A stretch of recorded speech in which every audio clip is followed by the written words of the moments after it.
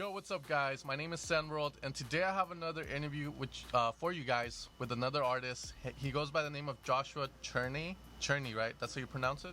Cherney, yes. Cherney, all right. So I wanted to do this interview with him because I've been friends with him on Facebook. He's been following my tutorials for quite some time now. And, you know, the cool thing about this guy is he's done it all. Has an upcoming EP coming out on Electrostep Network, which is a huge network. It's a huge blog, you could call it that. He's collabed with Benasis on his track Racks, and also he won a remix contest which gave him the ability to meet Jauz, and he's actually talked to Jauz. So today, here we have Joshua Cherney. If you want to say hi or something, Joshua, go for it, man. What's going on, everybody? Right on, man. Alright, man, so I wanted to do this interview just because I think it's going to be very helpful for people. I've yet to do an interview where, like, we talk about remix contests, so that's going to be my first question for you. I remember you made a group for it where you had, like, people vote for you for remix contests. It was, like, your fans, your loyal fans and stuff. So do you think remix contests are worth it? Now, that's a big question, and my answer is yes and no, and I'll explain why. The reason why I think it is good for you is if you're a beginner in the music scene, because one, if you're pushing a track or giving it votes and whatnot to a bunch of people, you're gonna get new fans who come across your music, and it's gonna give you more exposure, and especially to artists who are bigger than you that are hosting the contest will notice you and possibly give you promotion, whether those be SoundCloud reposts for becoming a runner-up or whatnot.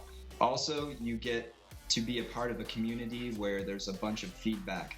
So you enter there's the people who will just say your remix is complete trash, or they'll say it's really good, and then there'll be those people with constructive criticism, and those are the people who help beginning artists become successful. So, like, when I first started, all I did was remix contests, and I met a bunch of new people who taught me how to get better at producing and how to make my mix downs better. Now, on the other end of the spectrum, why I think remix contests are bad is because if you've established a name for yourself, what you're doing is pushing a remix, like forcing people to give you votes, or spamming people, and it looks unprofessional in a way. And am I guilty of that? Yes. I've done remix contests here from time to time, and I ask for help or promoting, but they can become very beneficial if you win. So it's kind of like a risk reward type thing, in my opinion. Yeah, dude, definitely. I get where you're coming out from. I remember, how many remix contests did you win? Because I know you entered a couple, and I remember, like, I know you won a couple. Like, you won a guitar, right? That was you, right? Yeah. Yeah. Like, how many have you won? I know you've won a couple, right? Like, yeah, there's a couple websites I've been on. There's indabamusic.com and wavo.com, and on Indaba Music I've won around 8, and on Wavo I've either won or became runner-up on 6 of them. So I've done a... Dude, what the hell? A fucking 8 remix contests won. And I used to think they were rigged in a way too, because I don't know, I feel like it's a good way if you're the main artist, to say you're like Tiesto and you host like a remix contest and you want to push a new artist, you can kind of set it up so that artist wins the remix contest, and it kind of, you promote him for free and all this bullshit, But again, that's just my speculation on some of it. But that's crazy, dude. Obviously it's worked, remix contest. You won a guitar. I'm sure you won money too, so that kind of goes towards your producing dream and stuff. So you were talking about winning remix contests. So I know one of them, you got to meet the famous Jauz that everyone knows right now. Invented bass house, you could say, in a way. That whole wobble house. So tell us a bit about that. Like. Well, that was one crazy experience, and probably one of the best experiences of my life. So there was a contest that opened up a week before a festival in New Orleans, or like 2 weeks maybe. And I noticed it wasn't promoted at all. Like, Wavo wasn't sending out emails for this Jauz remix contest for Feel the Volume, which is like one of his most popular tracks. And I was like, oh, I'm gonna jump in this when nobody knows it exists. So, how many entries were there, if you don't mind me? Like, do you remember how many? if I can remember, there was only like maybe 70 or 80 entries in this contest, so it was very low key, and I was like, I'm jumping all over this, and plus that was one of my favorite songs at the time. It was almost about it a year ago, actually. And so the winner would be flown out to New Orleans, Louisiana to play main stage at the Voodoo Experience Music Festival. And then it didn't say anything about meeting Jauz or anything. It just said you got flown out and you'd be supported by Mad Decent. So I entered the contest, and a week before the festival, I got a phone call saying, hey, you're in our top 3 choices. Keep your phone on you. I didn't even know they call you now, man. They hit you up on the phone and shit.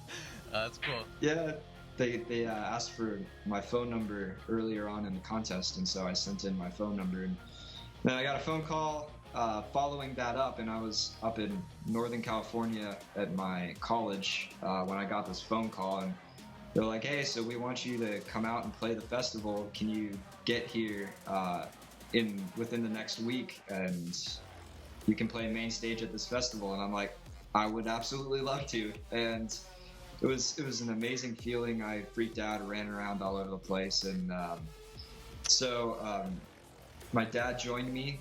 I got him to come backstage with me by saying he's my photographer, so he carried his camera, and we went to the festival, and I got to have the opening slot of the day at main stage, which was pretty cool. There was only like a couple hundred people there, but they were all going hard. It was an amazing experience, and yeah, dude, it gives you a little taste of what's to come. You know, that's the good thing about it.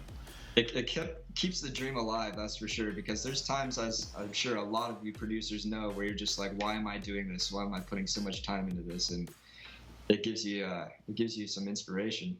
Yeah. So after I performed, I went to go get food at the artist camp, and I saw Jauz smoking a cigarette outside of his artist room. You burning him, dude? I'm just kidding. Anyways, keep going, dude. Keep going. So I walked up to him, and I was like, hey, do you have a minute? And he's like, yeah, what's up? And I said, hey, I won your remix contest for Feel the Volume. I just played.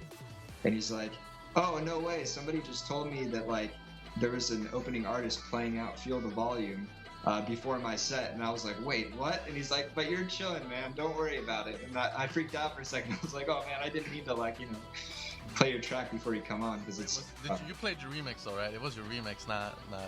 Yeah, it wasn't. Yeah, it wasn't the OG.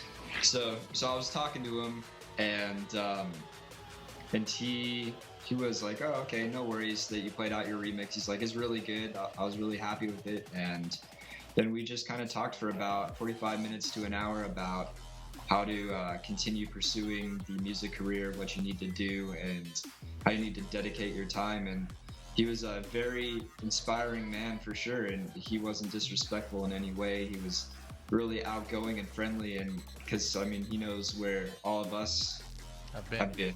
Yeah. Yeah, he came from Icon and everything, and he was mentored by some guy named Brian Matrix too, which is pretty cool. Like Icon had like that elite. Well, this is just me talking here, but Icon had that that group. I think it was Jauz, it was Nightmare, it was. I know there's a couple more. There was this guy. Yeah, maybe Queso, yeah, and there was this Brian Matrix who would after Icon, like after school, because he used to work there. He would mentor them, and he would teach them stuff, and it'd be crazy. He used to tell me Brian and stuff, and now Brian has his own school. It's called Matrix Sessions, but yeah, it's crazy, dude. Jauz, Nightmare, and all that. They all came from the same spot. They used to live here in LA. Yeah, I feel like Jauz just comes from like a family of money, but obviously there's also hard work involved. So I know he's not getting stuff ghost produced or anything like that, so that's cool. Yeah, he used to tell stories about how he would smoke weed or some bullshit, but it was, that's just being a kid, being the teenager and shit. Is there any way you could tell us like the best tip he gave you? Because you guys obviously talked about how to make it in the industry. What do you think would be the best tip he gave you? This may sound very generic, but this is the best tip that I've heard from him, and it was just don't give up and dedicate your time to this career if this is really what you want to do. Don't let anything set you back, whether it be relationships, or, outside distractions, video games, just focus all your time on music, but then give yourself that free creativity time too. Don't spend all your time sitting in front of the computer all day, because that'll block your creativity. But he said, if you really want this career, you need to dedicate 25 hours a day to it. 25 hours, that's crazy. Yeah. Add an extra hour to the day. Exactly. Use your mind like, fuck, But anyways, with that being said, that's pretty impressive. Obviously, not a lot of people are gonna ever get to live that, so that's crazy good for you. So we also talked about you're gonna have that upcoming EP on Electrostep Network, which is a huge thing in my opinion, because it's like a huge blog. Now the question here is, I think a lot of people, like, how did that come to be, that whole Electrostep thing? Because that's like a huge plug, and it's like, I'm sure a lot of people send music to them and it doesn't even get heard. So can you tell us a little bit about how you even got to be on Electrostep Network, just the story? Yeah, of course. So, all of us know those days of sending in demos and wondering if they're ever being listened to or not. And yeah, we've all been there. It's a pretty miserable process. And but the answer, I'm sure a lot of you may know, is connections. So backtracking a little bit, it all starts with random friend requests. You just gotta random friend request people on Facebook. I'm gonna say it right now. If you like somebody, if you like Nightmare, look up his personal profile, friend him on Facebook, and then friend all of his friends. Just stalker. Stalker. But getting the connection with the Electrostep, which is pretty huge. Everybody knows who Electrostep is almost. Was a pretty complicated process. I had a random friend who connected me with an artist named Benasis, and Benasis, after we collaborated, connected me with the owner of Electrostep. And when you have that direct connection with somebody, and you have a personal connection with them, they're more inclined to check out your stuff. And plus, the people behind these blogs and labels, they're people too. You gotta keep that in mind. People get frustrated when they don't listen to their demos and the emails and stuff. They're probably getting hundreds of them a day, and they're busy people too. And you gotta build connections with these people and friendships, because that's what will get them to be more inclined to check you out. So I built a good connection with the owner of Electrostep, Zach, who's a really cool guy. His name's Zach, guys. We don't know his last name, so if someone figure it out, we'll add that guy on Facebook, man. Just kidding, man. We got Zach. So yeah, man, like I always thought that was the case, because I've talked to a lot of artists before too, and it was like, oh, if I release a song, I have the plug to get it out on EDM Lead or some shit like that. You get me? So that's crazy. You guys heard here, building a connection now. You were talking about Benasis, hopefully I say his name right. Reminds me of DJ Benassi or some shit, but Benny Benassi. But anyways, how did that collab come to be? Because I know Benasis is sort of like a big thing right now in dubstep and all that. So what made him inclined to collab with you? That's my question. Because I know a lot of artists, if they have like 50,000 likes on Facebook, let's just say, right, and they're real followers and stuff, what made them inclined to collab with you, who aren't so big? Because obviously it's like a business thing, so obviously it's like me collabing with someone with 1 subscriber. It doesn't make sense. What am I gonna get out of it? You get me? So how did that work out, the whole Benasis thing? Yeah, that's a really good point, because people don't really want to collab with people who are less followers than them, because everybody wants to benefit off of it. Yeah, that's the way it needs to be. It's like you prove yourself. You get to that point, and then you have the right to collab with people that big. That's just my opinion on it. But everyone has to do the hustle. But how did that work out? Yeah, it's pretty interesting. I was friends with this producer about the same following as me. At this time, I had around 2,500 followers.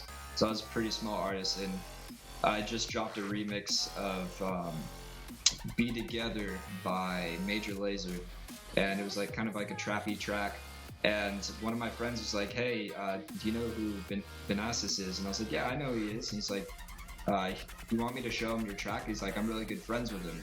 I said, "Yeah, sure." And so he sent him my remix of Be Together, and then Benasis was like, "Hey," he messaged me. He's like, "Hey, do you have any work in progresses?" That's all he asked me, and I said, "Yeah, sure." So I took a song that was known as Ignite back then, but now is known as Rax. Oh. And sent him that. It was about a half-finished song with a drop that I'm sure a lot of people are familiar with. And he was like, "Oh, this is really sick. I would love to work on this track with you." So that kind of made me super excited because this guy has at the time had like 83,000 followers or something like that, and I had 2,500. I barely had a fan base at all. And so that made me really excited. So we worked on the track together, all off of this one guy referring me to him. And I was like, "Hey, I got a question. Why did you want to collab with me?" And he's like, "I don't care like how big a fan base you are." He's like, I can see that like you're passionate and that you're talented. And I was really flattered by that. So we ended up putting the track together, and we released it as a second track on his label. We just started the label back then called Captivation Records. And within a week on SoundCloud, the track had 80,000 plays, and we were like, it blew our minds. It was crazy. It was absolutely crazy. So, from my point of view here, I mean, this happens a lot. I think what he got out of this was maybe he got like a track that was kind of, unfinished. So then he added his 2 cents to it. It kind of reminds me like, I don't know if you've seen that Sebastian Ingrosso and Tommy Trash kind of the making of Reload. But pretty much, I guess Sebastian Ingrosso hit up Tommy Trash and was like, "Hey, you have anything in process, like any kind of work?" So then he had the melody for Reload, dun da da dun da da da. So he sent that over to Sebastian, and obviously Sebastian's gonna be more experienced. In this instance, Benastis is more experienced. So I guess he gave it like that extra notch to take the track to the next level, which is the really cool thing too. But yeah, obviously here, guys, what Benastis got out of this was the fact that he got an idea for a track, and obviously Cherney, what he got out of this, he got a shit ton of exposure, because everyone knows it's like that when you have a blank project, it's like fuck, like that kind of it frustrates you, and collaborations are meant to be there to kind of help with that sometimes too. You got to see it that way. But yeah, that's really cool, man. Like literally, I think that is cool because again, you're going from a guy 80,000 followers to you who at the time only had 2,000. It's really big, and as you guys saw, it's all done through connections. Accept random friend requests, make friends with producers that are out there, guys. You don't know who they might know. It's like me, I know a couple of artists, and let's say you send me a track and it's like I magically click play and I really love it. I might be the one that's gonna send it out to this guy because I feel like you deserve it. So I mean, that's cool, man. It's definitely cool. So Rax got released on Electrostep too. It got like reposted on Electrostep, or was that like a totally different thing? Or No, Rax was released on Captivation Records, which is Benastis' label. Did you have any part in the marketing of that, or you just made the track and that's it? You never really promoted it in any way? So what I did was we just worked on the track together and then signed it over, and the label took care of it from there. They did all the PR, they did everything, and the way they set it up was like it was free follow the download for like 2 weeks, and then they switched it over to an iTunes link and then streaming on Spotify and whatnot. And everything from there is just bam. It's just 89,000, dude. 89,000, man. It's crazy though. So as you guys saw, that's what you have to do. All right, so enough with the marketing questions. I think we're gonna get into production questions. That's like the fun part. So you use Ableton, or what DAW are you using right now? I use Logic Pro X, probably one of the least favorite out of all the DAWs, but like when I first started producing, I started on GarageBand, and that was like 8 years ago, and my teacher introduced it to me in middle school, and then so it's just like the learning curve from going from GarageBand to Logic was a lot easier. Yeah, I feel you, man. Yeah, I tried Logic Pro because I took a class in college just for fun, and it was like, I think it was called Electronic Synthesizer. So obviously I'm like learning sound design. I'm like, oh, this class sounds like it's sound design. It turns out it's just a class on basic Logic. Literally, I was in that class for like the whole semester, like just learning like how to copy and paste, how to duplicate a track. Yeah, that's the worst. Yeah, well, Ultra Beat, right? That's what it's called on Logic. Ultra Beat. It's like a drum machine or some shit. Oh yeah. And then the guy used to like at the time admire deadmau5. He was like, deadmau5 is so fucking cool, like. But yeah, you know, it's kind of like a funny experience, especially because I knew more than the teacher. I was like, man, maybe I should just teach this shit here, man. But yeah, dude. Okay, so you're using Logic Pro X. Okay, what's one tip you can give us? Because I've heard your sound; it sounds fucking professional. You mix and master your own stuff, right? Like Yes, I do. most of them, right? What do you think is the biggest tip you can give someone that's trying to get that professional sound? Like, give me like a moment where it was like, you know, your mixes were sounding shitty as hell, and all of a sudden you found this one thing, and you were like, oh, no wonder. It was like, fuck, you know. You know, there's always that moment in producing that kind of goes from being frustrated for like a couple of months to like, holy shit, this is the only thing I needed. You get me? It's Yeah. that one thing, you know? There's two things I think that are huge. I mean, when we all start off, we don't know what buses are. I think it's very important to bus, and so and then yeah, busing is huge. Like grouping is huge because it keeps your mix clean, and then parallel compression because just putting compression on groups and it really makes your licks. I can't talk. It makes your mix louder. And everybody's wondering why is my mix so quiet? Why is my mix not professional sounding? Why is it not glued together? Why does everything sound spaced out? And I think parallel compression and grouping and bussing your reverbs, all of that stuff is like the quickest way to make your mixes that much cleaner. And as soon as I started doing that, I noticed a difference. And it's literally the difference is you can totally hear it. It's huge. Yeah. So Parallel compression, you're talking about the act of having, okay, this is the way I would go about it. In Ableton, I could use the dry and wet, or I can duplicate, let's say I have a leads channel with all my leads in that bus, right? So we have the bus. I duplicate the bus, and then now I put another compressor on this bus. It's the same fucking leads, playing the same shit, and I compress the shit out of it. Now I have an uncompressed portion and then a super compressed portion playing together at the same time. Is that what you're talking about, parallel compression, right? yes. Okay, cool. That'll make your mix so much thicker and bigger, and they'll sound bigger than life, definitely. Definitely. So that's what you're doing. The bussing, dude. Yeah, I think that's one of the best ones, guys, too, because I didn't start grouping and bussing until I started like watching like professionals, like videos, like, you know, you pay for the educational videos, and they talked about bussing everything. Like you put your leads together. When you put your leads together, do you take, let's say you use patches, right? Do you take off the reverb, the delay, the effects on that patch, and then you kind of make a one reverb for all those leads? Or do you just leave them on?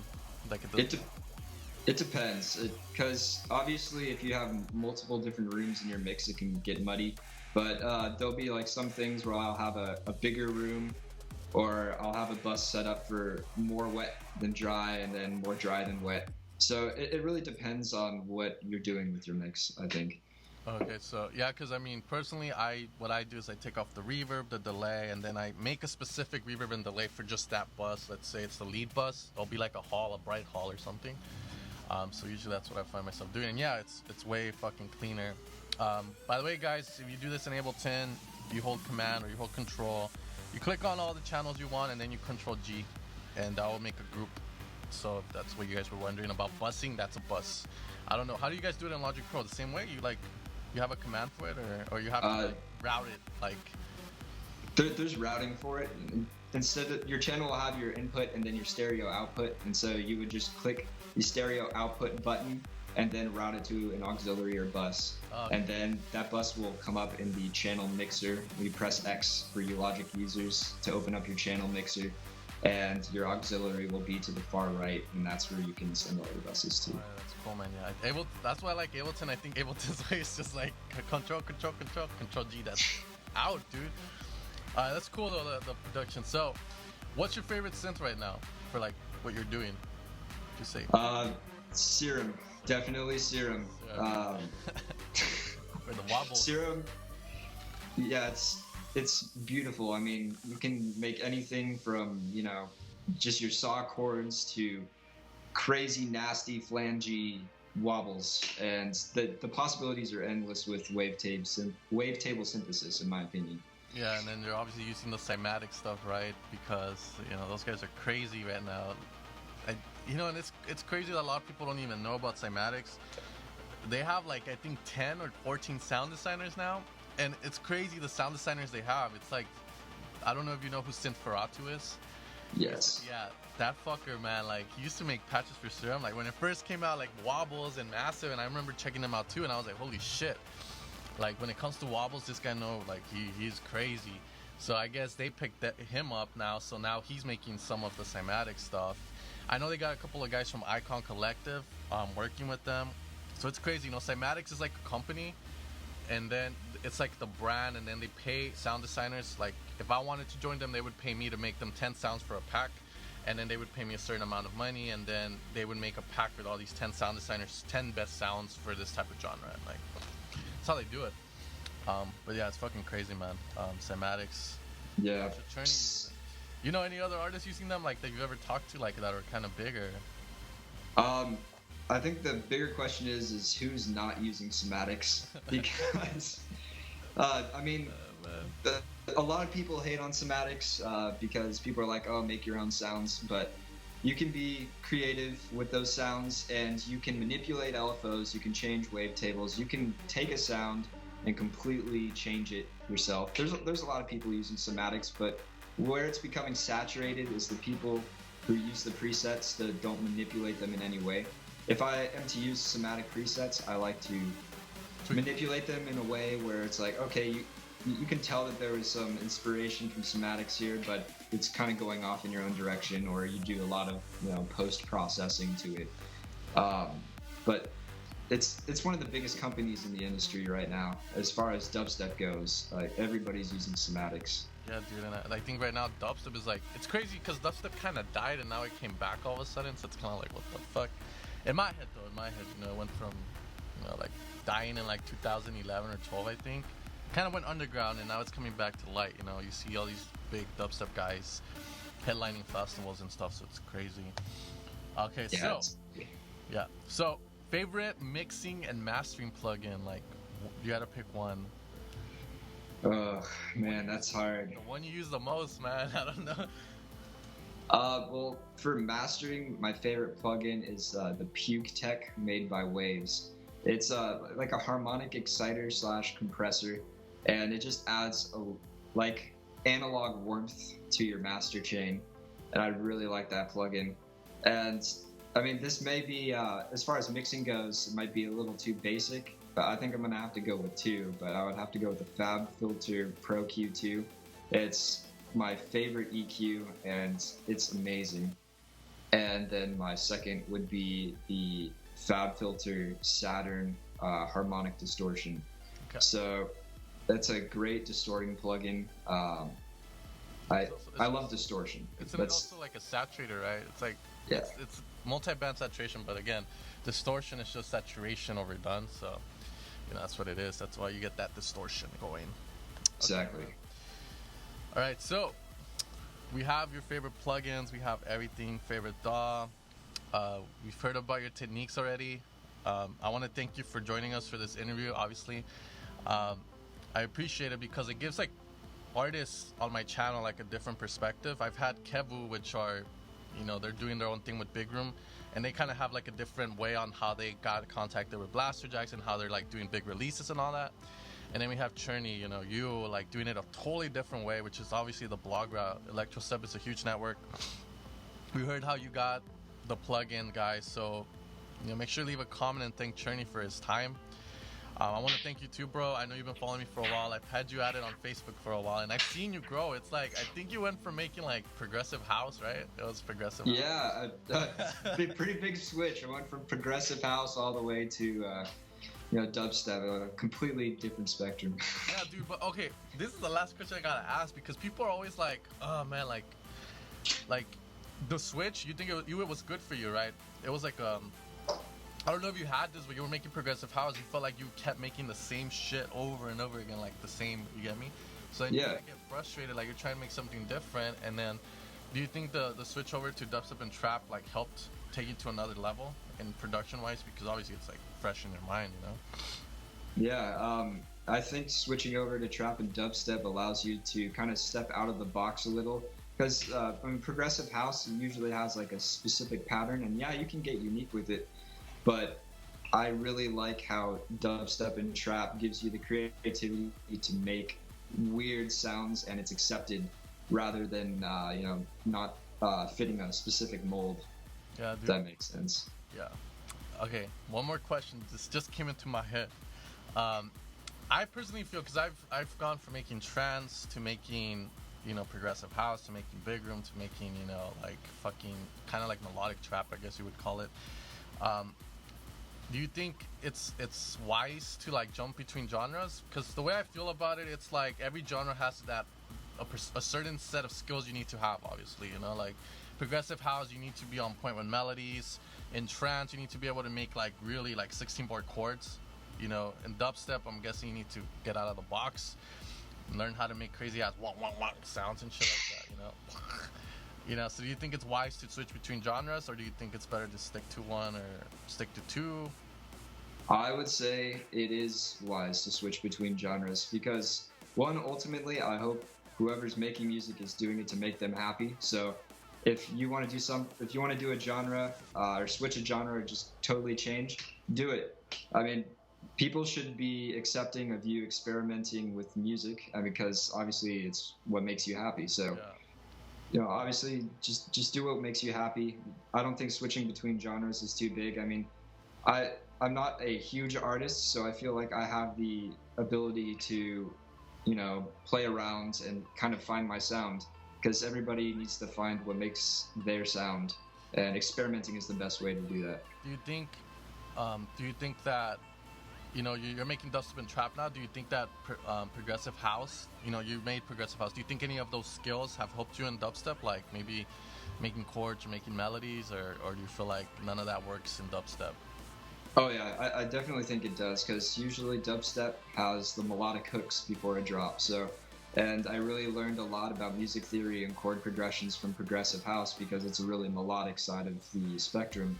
And I think that progressive house is ultimately a great genre for any music producer to start in because it gives you basic ideas of music theory, which can help you anywhere in producing. What's harder to mix and master, progressive house or dubstep and trap, in your opinion? You know, I think mixing progressive house is a lot harder, to be honest.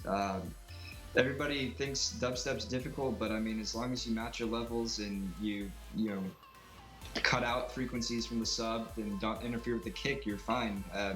With progressive house, it's people have a lot of trouble getting those layers to sound thick, and I honestly think it's a lot harder. Yeah, I personally say the same thing. Trance and progressive house are like the hardest to mix, especially too in dubstep. You guys only have like one sound, and then you have shots that happen when that sound isn't playing. So it's like wah wah wah wah da da da. So yeah, you have a lot of sounds playing, but the key thing is they're not playing at the same time. So that means they're not gonna obviously interfere with each other, right? While in progressive house, you have the kick, the bass, a white noise, the saw playing, and maybe pads in the back or some shit. So yeah, it does get fucking messy. Yeah, Um, definitely. I have students, and this guy asked me a question about this, which I think you are more inclined to answer it. Like you have a little bit more of experience with it. You know how wobbles tend to have like an attack to it? Obviously, it's like like how do you set up a sub bass like that with that? Let's say, because that was the question he asked me. I have my way of doing it, but what's your way of like having a sub work with that? Like this kind of attack. Because obviously you're gonna have the wobble, but then the sub's gonna hit first, so how do you make it sound like they're in tune? You get me? That is a really difficult question to answer. It really depends on what you're using because let's say most of the time you're making a wobble, you're gonna have let's say in Serum you have a sub layer. So the sub layer is what you can do is take the LFO that is on your lead or on your oscillators and you put it on your sub. So the attack of the sub follows the attack of your oscillators. So that's the best way to do it. But if you're doing separate layers, you're gonna have to get creative because that's where things get really difficult. That's whether or not you throw an LFO on, like let's say LFO tool or something on your sub layer and curve it in yourself and automate it. But it's pretty complicated when it comes to that, and it takes a lot of patience for sure. Okay, yeah, dude. See, that right there is a gold rule, dude, because I think a lot of people have that question. I've been asked that question a lot. Since I don't make dubstep and wobbles, it's like, for me, it was, that would be the logical thing to do with the attack. But for me, it's just I feel like it loses the power. But again, you're gonna have to do it like Joshua said. All right, so that's gonna be it for the questions, guys. I don't want to keep them going. I have more, but maybe we'll make a part 2 or something more about producing and stuff. All right, Joshua, just want to say thank you for joining us, guys. Make sure to follow Joshua. He has a SoundCloud if you want to check out his tracks. He has an upcoming EP on Electrostep Network, right? Yes. So very excited. Be on the lookout for that. Make sure to add him too on Facebook, since he's adding everyone. You might as well add Joshua and like hit him up. Be like, should be a friend request. Only if you have 10,000 or more followers or something. Imagine Facebook had that feature. You can't add me unless you have 10,000 likes on your Facebook page. All right, guys. Thanks for tuning in, and I'll see you guys next time. Take care and have a good one. Peace.